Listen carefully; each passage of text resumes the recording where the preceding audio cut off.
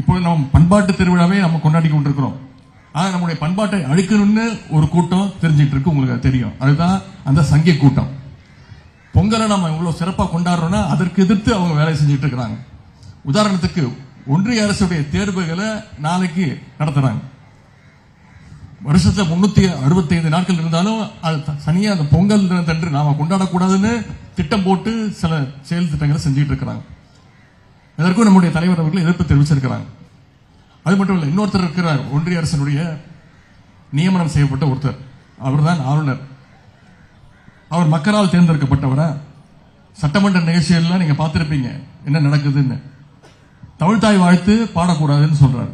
தேசிய கீதம் மட்டும்தான் பாடணும், தமிழ்தாய் வாழ்த்து பாடக்கூடாதுன்றார். அதற்கு எதிர்ப்பு தெரிவித்து வெளிநடப்பு செய்கிறார். ஆளுநர் என்பவர் அவருடைய வேலை என்ன? முதலமைச்சர் என்ன, அமைச்சரவை என்ன ஒப்புதல் கொடுக்குதோ அதை படிச்சுட்டு போறது மட்டும்தான் ஆளுநருடைய வேலை. ஆனா அதை விட்டுட்டு சட்டமன்ற வரலாற்றிலேயே சட்டமன்றத்துக்குள்ள வாக்கிங் போற ஆளுநர்னா நம்முடைய ஆளுநர் திரு ரவி அவர்கள் தான். வர்றாரு, சென்ற வருடம் என்ன பண்ணாரு, தமிழ்நாடுங்கிற பேரே இருக்கக்கூடாது அப்படின்னார். தமிழ்நாடுங்கிற பேர் எனக்கு பிடிக்கல, அதை மாத்தணும் அப்படின்னார். ஒட்டுமொத்த தமிழக மக்களும் எதிர்ப்பு தெரிவிச்சு உடனே அதுல பின்வாங்கினார். இந்த வருடம் என்ன சொல்லியிருக்காரு, தமிழ்தாய் வாழ்த்து பாடக்கூடாது, தேசிய கீதம் தான் பாடணும் அப்படின்றார். திரு ஆளுநர் அவர்களே, எங்களுக்கு தேசிய கீதமும் முக்கியம்தான். சட்டமன்ற பேரவை நிகழ்ச்சிகள் முடிந்ததும், அனைத்து அரசு நிகழ்ச்சியிலும் முடிந்ததும் நாங்கள் தேசிய கீதம் பாடுவோம்.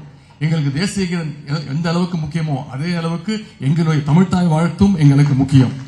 அதை நீங்கள் தெரிந்து கொள்ள வேண்டும். வர்றாரு,